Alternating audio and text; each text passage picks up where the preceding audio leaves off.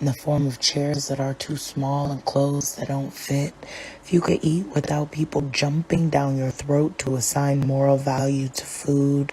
If you could move without the weight of the world adding to the weight of your body, assuming they know the fate of your body, would you hate your body? If you didn't constantly hear death's chorus with every swish of your hips, I'd rather die than look like you. You're gonna die soon. They chant and they dig a person-sized hole based on what they think your heart looks like. Your heart looks like the heart of a person who deserves to feel at home, not at war, simply because they are a person at home and not at war. Would you hate your body if the world didn't?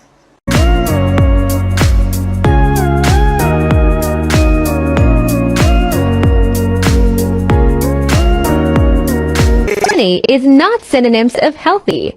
I am 26 and fat is not synonymous of unhealthy.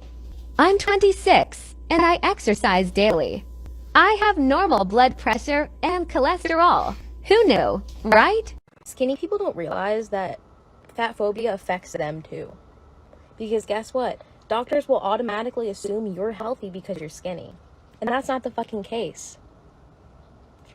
Because people automatically assume skinny equals healthy and fat equals unhealthy. And guess what? It stems from fucking fat phobia. So if a skinny person gets medically neglected, it's because they're skinny and we need to change the connotation of skinny equals healthy and fat equals unhealthy. Until skinny people can acknowledge this, we're not fucking going anywhere in finding equality for fat people in the fat liberation movement. We're not.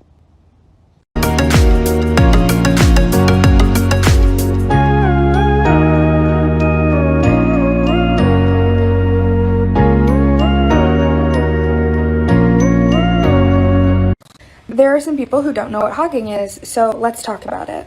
In talking about it, I highly recommend you look up research written by Ariane Prohaska and Janine Gailey. They have written multiple articles and book chapters about hogging and the different interactions it has on our lives and oppressive structures.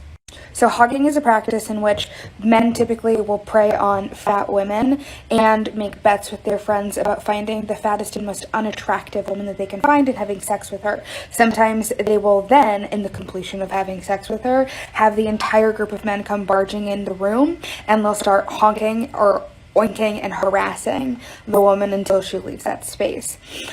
It's that guy at bars who picks up a fat girl at last call, but worse, because they're actively doing it from the moment that they're sober for the purpose of embarrassing and doing harm onto that person. The secondary part of it is when men are in a sexual slump, they'll fuck fat women to get out of it. All right, let's have you step up on the scale. Actually, I would like to decline being weighed today. No. Must have BMI.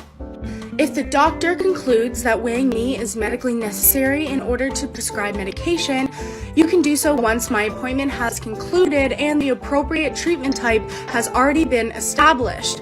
Otherwise, I do not consent to being weighed today. Okay. And if the doctor does conclude that weighing me is medically necessary, I would also like to request that my weight be communicated by number on my chart and not by BMI or weight class, and I would prefer that that number not be communicated to me in any way over the course of my visit, and that includes on my end of appointment paperwork. If your doctor specifically asks why you've made these requests, simply say this: I found that focusing on weight is more detrimental to my health and I'm no longer weighing myself. I'd like to continue this approach in the doctor's office as we focus on health independent of weight. I'm actually heavier than that. I'm one of the fat girls. It's almost like that's the joke. I eat in a day as a fat person not interested in weight loss. Blood Donation Day edition. I forgot to fill my Raisin Bran and orange juice.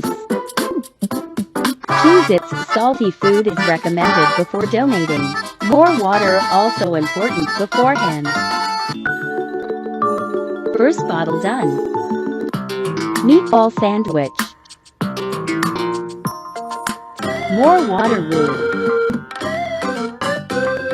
Blood donation fit check. More water in the car. All done. Starbucks peach green tea the size of my head.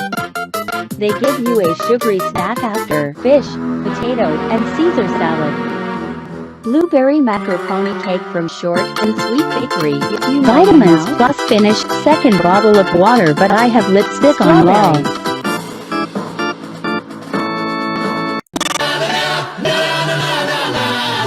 I am aware. Okay, I'm jumping in on the question of the hour. Is it fatphobic to not want yourself to be fat? The biggest defense of that argument is like, why is it a problem for me to have a preference about the way that my body looks? So I think this is a twofold thing. First of all, preferences don't exist in a vacuum. The reason that you would prefer to have a thin body is because of society's fatphobia. Duh. That is not an isolated thought that you came up with. So yeah, it is your preference, but do some critical thinking. Where did that come from? And two, I think that's a super bogus and lazy way to like write off this whole conversation. Because if people really started to question, why do we think this way and why do we value thinness so much, it would cause everyone to have to get more involved with fat liberation, and they just don't want to.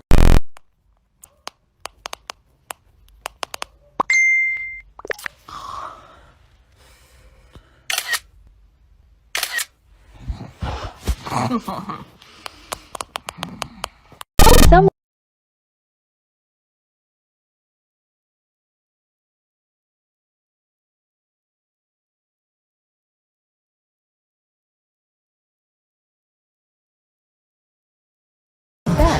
slavery. Told me I was awful and that shit did not faze me. Tell me how I suck again, my memory is hazy. You're my favorite rapper now, yeah, dude, I better be.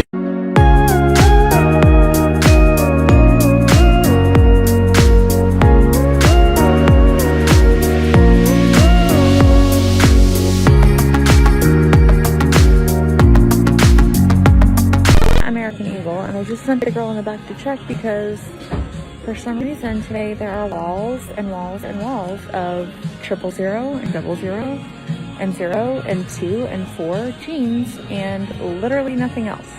Probably think I'm exaggerating, but I'm not, so I'll show you. And the employee just told me that since they started getting 000 in, they've stopped getting in like 16s, 18s, and 20s. So let's take a look. Since finding out they had plus sizes, I have been wearing American Eagle jeans exclusively for 2 years. They fit incredibly.